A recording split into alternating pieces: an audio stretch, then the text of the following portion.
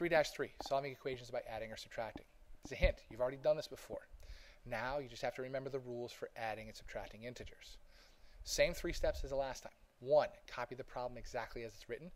2, rewrite the problem so the variable is on the left-hand side. And 3, then solve and check the problem. D minus 3 equals negative 10. Is the variable on the left-hand side? It is. Okay, first question. What kind of equation is this? Yes, it's a subtraction equation. How do we solve subtraction equations? With addition. In this particular equation, what are we going to add? We are going to add 3 to both sides. Because you're such advanced math students, what happens to the 3's on the left-hand side? They cancel each other out. That leaves us with the D and the equal sign. Now I have negative 10 plus 3. Rules of addition with integers. It's an addition problem. The signs are different.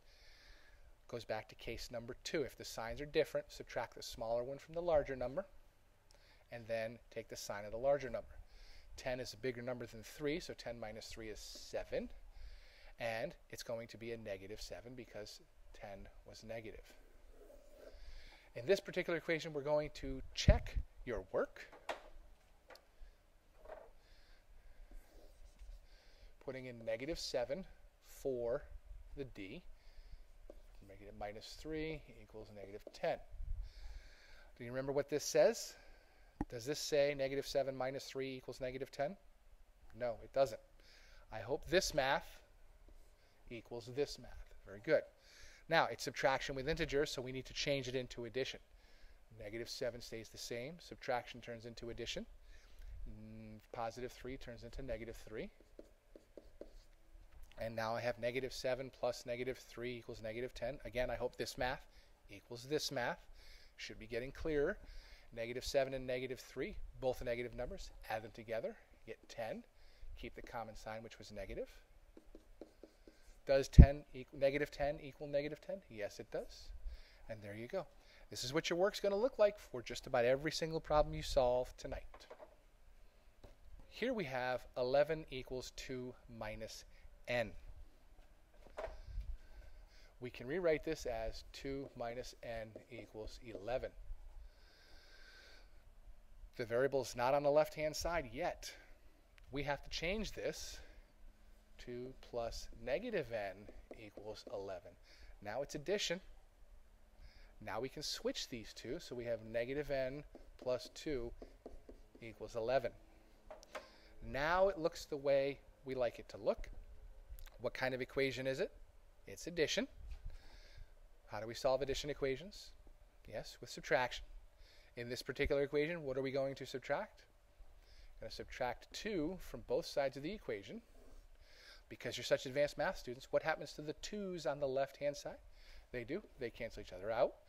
Negative n equals, and 11 minus 2 is 9. Tomorrow, we're going to solve some problems that look like negative n equals 9. It deals with division.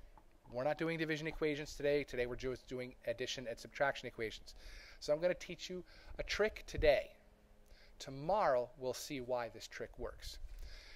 Remember earlier this year when we did absolute value and you had the negative sign outside the absolute value? The negative of the absolute value of 4.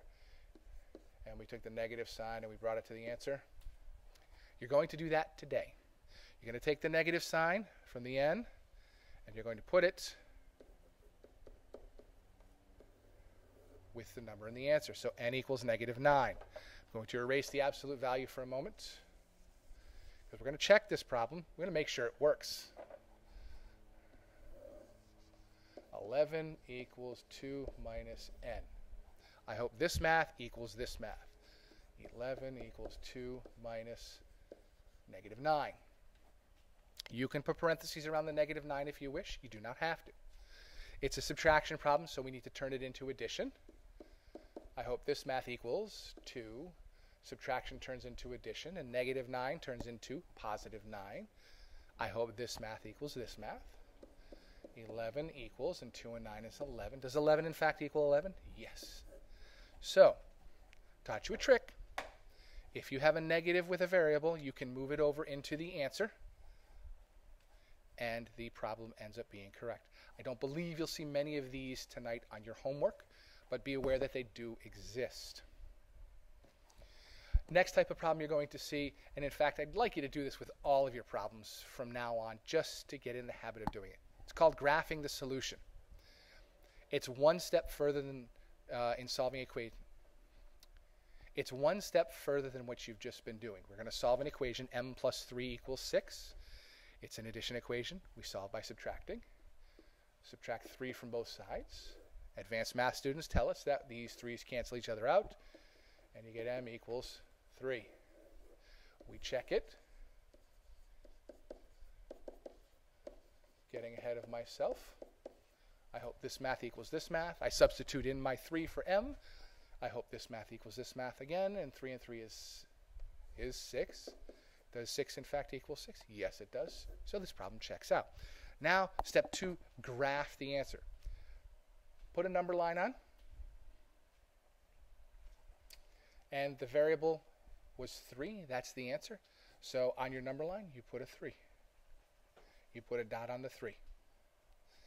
In fact, we're going to adjust this number line to reflect what I want you to have. I only want you to have a couple of numbers before and a couple of numbers after your answer. So your number line should have 5 or 6 numbers on it, and that's it. Not real lengthy or anything like that. And remember, it needs to be that answer to be graphed, what the variable actually is, not the number you check. Be careful. Don't make that mistake. Okay? We're also going to write equations from words. If I was to ask you to write an equation, the sum of a number and 6 is -4, as a math problem, the sum of a number and 6, a number, n, assign a variable, the sum means what? Yes, it means addition. The sum of a number and 6, n plus 6, is -4. Is a great word because is means equals. And the answer is -4. The sum of a number and 6 is -4. The sum of a number and 6 is -4. That's as far as you need to get on those types of problems. Your homework is on page 113, 12 to 44, the evens. At some point, just to show you this, you're going to see a problem that looks like this on the right-hand side. Solve for x. We have x plus r equals 2m. We're not going to pay attention to any of this stuff over here as I kind of erase it. Solve for x. We want to get x all by itself on the left-hand side of the equal sign and everything else over on the other side.